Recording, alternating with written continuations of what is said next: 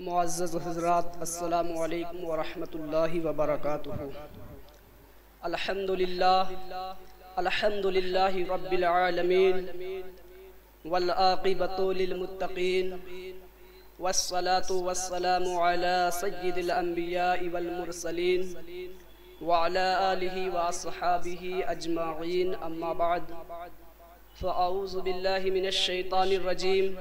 बिस्मिल्लाहिर रहमानिर रहीम। लन तनालुल बिर्रा हत्ता तुनफ़िक़ू मिम्मा तुहिब्बून।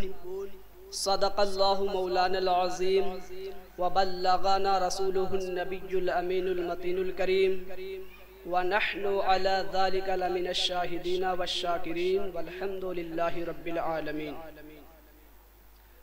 हज़रात, सबसे पहले मैं आप सभी हजरात को माह रबीउल अव्वल शरीफ की मुबारकबाद पेश करता हूँ। आज मैं आप हजरात के सामने सीरत रसूल के उन्वान से तकरीर करने वाला था, मगर मुहिब्बे गिरामी हजरत हाफिज मोहम्मद आलम बरकाती साहब ने कहा कि हजरत वक्फ तरमीमी बिल 2024 के हवाले से आप लोगों को कुछ बता दें। हजरात, वक्फ तरमीमी बिल 2024 पर आपने एक मुदल्लल मुफस्सल खिताब मुफक्किर इस्लाम हजरत अल्लामा मोहम्मद इदरीस बस्तवी साहब से समाअत कर लिया है। उन्हीं से इस्तिफादा करके मैं आप हजरात को कुछ बातें बताने की कोशिश करूंगा अपनी मालूमात के मुताबिक। आइए सबसे पहले दुरूद पाक पढ़ें। अल्लाह रब्बु मुहम्मदिन सल्लल्लाहु अलैहि वसल्लम नहनु इबादु मुहम्मदिन सल्लल्लाहु अलैहि वसल्लम सल्लु अलैहि सलातम व सलामन अलैका या रसूलल्लाह सल्लल्लाहु तआला अलैहि वसल्लम। न समझोगे तो मिट जाओगे ऐ हिंदुस्तान वालों, न समझोगे तो मिट जाओगे ऐ हिंदुस्तान वालों, तुम्हारी दास्तां तक भी न होगी दास्तानों में। हजरात, इस्लाम एक मुक़द्दस, जामे और हमागीर मजहब है। इसमें दुनिया और अहले दुनिया के लिए तमाम कवानीन मौजूद हैं। आलमी मज़ाहिब पर नजर रखने वालों का कहना है कि दुनिया को वक्फ का तसव्वुर इस्लाम ने दिया है। अल्लाह ताला कुरान पाक में इरशाद फरमाता है, लन तनालुल बिर्रा हत्ता तुनफ़िक़ू मिम्मा तुहिब्बून, कि तुम हरगिज भलाई को ना पहुंचोगे जब तक तुम राहे खुदा में अपनी प्यारी चीज को खर्च ना करो। इस मौजू पर अल्लाह तबारका व तआला के कसीर इरशादात कुरान पाक पर मौजूद हैं। मजीद अहादीस नबविया से औकाफ के हक़ाइक़ व वाक़यात रोज़े रोशन की तरह आया होते हैं। अजीज़ाने मिल्लत इस्लामिया, मैं चंद अहादीस आप हजरात के सामने बतौर इस्तिदलाल पेश करना चाहता हूँ। हजरत अबू हुरैरा रज़ियल्लाहु ताला अन्हु की हदीस में है कि नबी करीम सल्लल्लाहु ताला अलैहि वसल्लम ने इरशाद फरमाया कि इंसान के मरने के बाद उसकी जिन नेकियों का सवाब उसे पहुँचता है, उनमें वो इल्म है जो उसने लोगों को सिखाया, फैलाया, यानी इल्म नाफे, या वलदे सालेह यानी नेक औलाद, और या ये कि उस मरने वाले ने कुरान का किसी को वारिस बनाया, या कोई मस्जिद तामीर की, या मुसाफिर खाना बनाया, या नहर बना दी, या वो सदका जो उसने अपनी सेहत के आलम में अपनी जिंदगी में किया, इसका सवाब आदमी को मरने के बाद कब्र में भी मिलेगा। हदीस पाक से ये बात साबित है। और दूसरी हदीस हजरत सअद बिन उबादा रज़ियल्लाहु ताला अन्हु की है। वो कहते हैं कि मेरी वालिदा का इंतकाल हो गया तो मैं नबी करीम सल्लल्लाहु ताला अलैहि वसल्लम के खिदमत में हाजिर हुआ और अर्ज किया, या रसूल अल्लाह सल्लल्लाहु ताला अलैहि वसल्लम, मेरी वालिदा का इंतकाल हो गया है, आप बताएं कौन सा सदका सबसे अफजल है जो मैं अपनी वालिदा की तरफ से उनके नाम से कर दूं।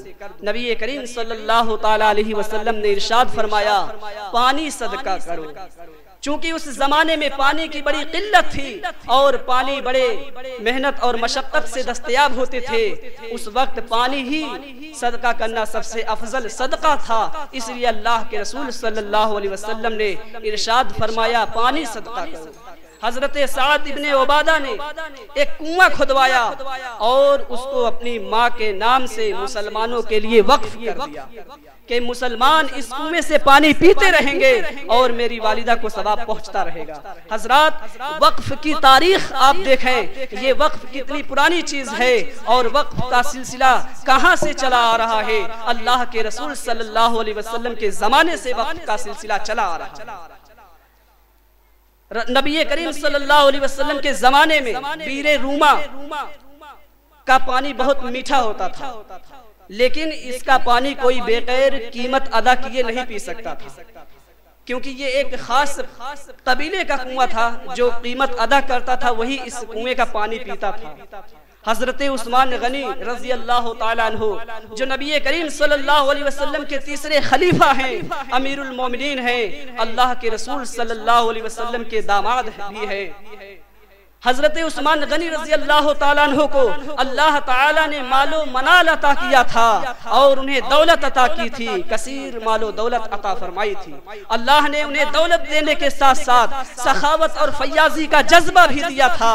हजरत उस्मान गनी रजी अल्लाह ताला अन्हु ने इस्लाम और मुसलमानों के फलाह बहबूद की खातिर और मजहब इस्लाम की तबलीग और इशाअत के लिए जो माली कुर्बानी दी है उसे फरामोश नहीं किया जा सकता है। लेकिन आज हम अपने असलाफ की तारीख को भूल चुके हैं और दीन के काम के लिए पैसा खर्च करने की बिल्कुल हम कोशिश नहीं करते। मिसाल के तौर पर अभी किसी साहब से कह दिया जाए कल जामा मस्जिद की तारीख है, 5000 रुपए की जरूरत है, तो लोग टाल मटोल करेंगे। मैं ये बात इसलिए कह रहा हूँ कि आप सहाबा की जिंदगी से राहे खुदा में माल खर्च करना सीखें कि सहाबा किस कदर अपने माल को, अपनी दौलत को राहे खुदा में खर्च किया करते थे। हजरत उस्मान गनी रजी अल्लाह ताला अन्हु ने अपने खास माल से, अपने ताउन से बीरे रूमा को खरीद कर मुसलमानों के लिए वक्फ कर दिया कि मोमिनीन मुस्लिमीन इस कुएं का पानी पीते रहेंगे और इसका सवाब मुझे कयामत तक मिलता रहेगा। गर्ज ये की सहाबाए किराम के दौर में, नबी करीम सल्लल्लाहु अलैहि वसल्लम के जमाने में जायदाद को वक्फ करना और अपनी ममलूका अशिया को वक्फ करना एक आम सी बात थी। हर कसो नाकस अपनी इस्तिताअत के बकद्र अल्लाह की राह में अपनी ममलूका शय को वक्फ किया करता था। ये नबी करीम सल्लल्लाहु अलैहि वसल्लम के जमाने से ये सिलसिला चला आ रहा है। सहाबा ने अपनी जायदादें वक्फ की हैं। वक्फ का फायदा क्या है? इससे मुस्लिम समाज से गुर्बत का खात्मा होता है और मुस्लिम कौम के पास एक बहुत बड़ा सरमाया तैयार हो जाता है, जिससे वो मुस्लिम समाज की फलाह बहबूदी का काम किया करते हैं। और ये भी है कि वाकिफ को जिंदगी भर मरने के बाद कब्र में भी मुसलसल उसे सवाब मिलता रहेगा, यानी ये सदक़े जारिया, ये फायदा होता है वक्फ का। चूंकि हिंदुस्तान एक बहुत वसी मुल्क है और इस मुल्क में 1000 से जायद साल तक मुसलमानों ने हुक्मरानी की है, मुस्लिम हुक्मरान इस पर काबिज रहे हैं, तो उन्हीं के अदवार में हिंदुस्तान की सरजमीन पर भी वक्फ का सिलसिला कायम हो गया। और बादशाह ने इस्लाम जो थे, जो मुस्लिम बादशाह थे, वो अपनी जायदाद को वक्फ करने लगे, तो हिंदुस्तान में भी वक्फ का सिलसिला कायम हो गया। जब अंग्रेज हिंदुस्तान में आए तो उनकी गासिबाना नजर मुसलमानों की जायदाद पर पड़ी, वक्फ की जायदाद पर पड़ी। उन्होंने उसमें खुर्द बुर्द करना चाहा, बल्कि उस पर खुर्द बुर्द किया भी, तो उस वक्त भी मुसलमानों ने एहतजाज किया था। तो सबसे पहली बार सन 1923 में वक्फ एक्ट 1923 कायम किया गया। और इस एक्ट को कायम करने का मकसद, वक्फ एक्ट 1923 को कायम करने का मकसद ये था कि वक्फ की जायदाद को तहफ़्फ़ुज़ फराहम किया जाए, वक्फ की जायदाद की हिफाजत की जाए और उसका सही इस्तेमाल हो। वक्फ एक्ट लाने का ये असली मकसद था। फिर जो है दूसरी बार उसमें कुछ तरमीम के साथ एक्ट नाफिज हुआ सन 1954 में आजादी के बाद, फिर 1984 में, फिर 1995 में और फिर सन 1900 फिर जो है 2010 में और उसके बाद 2013 में जो है वक्फ तरमीमी बिल वक्फ एक्ट 2013 कायम हुआ, जो अभी तक नाफिज है। इसके पहले जो वक्फ एक्ट बना वो 2013 में बना, जो अभी तक कायम है और वो एक हद तक बहुत बेहतर है, जिससे वक्फ की जायदादें महफूज हैं और उसका सही इस्तेमाल हो रहा है। लेकिन इसके मुकाबिल में वक्फ तरमीमी बिल 2024 जो हुकूमत लाई है ये बहुत ही घटिया है और हिंदुस्तान के आईन के भी खिलाफ है, शरीयत के भी खिलाफ है। इसमें बहुत सी कबाहतें हैं। ये आपको उस वक्त अंदाजा लगेगा जब आप 2013 का वक्फ एक्ट और 2024 का ये जो नया मसौदा आया है, दोनों को सामने रख कर मुताला करेंगे और साथ ही साथ जब आपको शरई मसाइल मालूम होंगे तब आपको अंदाजा होगा कि इसमें कितनी कबाहत है और कितनी बुराई है। वक्फ तरमीमी बिल 2024 में 40 तरमीम की गई है, जिसको अगर बयान किया जाए तो लंबा वक्त दरकार है, लेकिन मैं 2-4 बातें आप हजरात को सिर्फ बताना चाहता हूँ। वक्फ तरमीमी बिल 2024 में एक तब्दीली ये की गई कि वक्फ बोर्ड के नए काउंसिल में गैर मुस्लिम भी शरीक होंगे, यानी वक्फ बोर्ड की जो नई कमेटी बनेगी उसमें गैर मुस्लिम भी मेंबर बनेंगे और न सिर्फ मेंबर बनेंगे बल्कि कमेटी के आला ओहदे पर फाइज होंगे। कमेटी का चीफ एग्जीक्यूटिव जो होगा वो गैर मुस्लिम ही होगा। इसी तरह से वक्फ बोर्ड का जो CEO होगा वो भी गैर मुस्लिम ही होगा। इस पर हमारा एतराज है कि जब गुरुद्वारा की कमेटी में कोई मुसलमान मेंबर नहीं होता, जब किसी मंदिर की कमेटी में मुसलमान मेंबर नहीं होता और बाज़ाब्ता उत्तर प्रदेश, कर्नाटक, तमिलनाडु, केरला में ये कानून है कि हिंदू मजहबी अमलाक में कोई गैर मुस्लिम जो है, कोई गैर मुस्लिम जो हैं उनके अलावा यानी हिंदुओं के अलावा कोई और उसमें जो है मेंबरशिप नहीं ले सकता है, कोई और मेंबर नहीं हो सकता है, हिंदुओं के अलावा कोई गैर मेंबर नहीं हो सकता है। तो जब हिंदू मजहबी अमलाक में हिंदुओं के अलावा कोई और गैर मेंबर नहीं बन सकता है तो वक्फ बोर्ड जो मुसलमानों का शरई मामला है, मजहबी बात है और जो ये मुसलमानों की खास मिल्कियत है, इसमें गैर मुस्लिम कैसे मेंबर हो सकता है? इसमें जो है गैर मुस्लिम कैसे वक्फ बोर्ड का चीफ एग्जीक्यूटिव हो सकता है, कैसे CEO हो सकता है?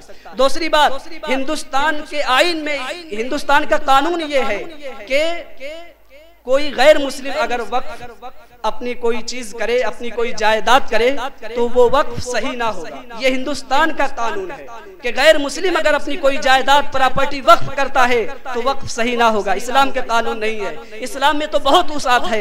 इस्लाम में ये है कि अगर कोई गैर मुस्लिम भी अपनी जायदाद को वक्फ करे तो वक्फ सही होगा, लेकिन हिंदुस्तान का कानून कहता है अगर कोई गैर मुस्लिम वक्फ करता है तो ये वक्फ सही ना होगा। यानी एक गैर मुस्लिम वक्फ अपनी जायदाद को कर ही नहीं सकता है, तो जब एक गैर मुस्लिम वक्फ कर नहीं सकता तो वक्फ बोर्ड का मेंबर कैसे हो सकता है, वक्फ बोर्ड का चेयरमैन कैसे हो सकता है? ये सब हमारे एतराजात हैं। आप मुताला करें, बिल को पढ़ें, 2024 के बिल को भी रखें और शरई मसाइल की रोशनी में देखें, तब आपको अंदाजा होगा कि इसमें क्या कबाहत लाजिम आ रही है।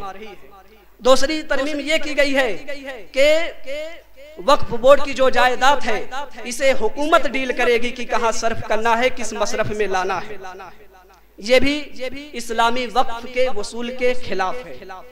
इसलिए कि आप फिक़ह की किताब मुताला करें, फतावा आलमगीरी, फतहुल कदीर, हिदाया वगैरह आप पढ़ें तो फिक़ह में वक्फ का एक बाब होता है जिसमें सिर्फ और सिर्फ वक्फ के अहकाम जिक्र किए जाते हैं, वक्फ के मसाइल ही बयान किए गए हैं और हर वक्फ के अहकाम अलग अलग हैं।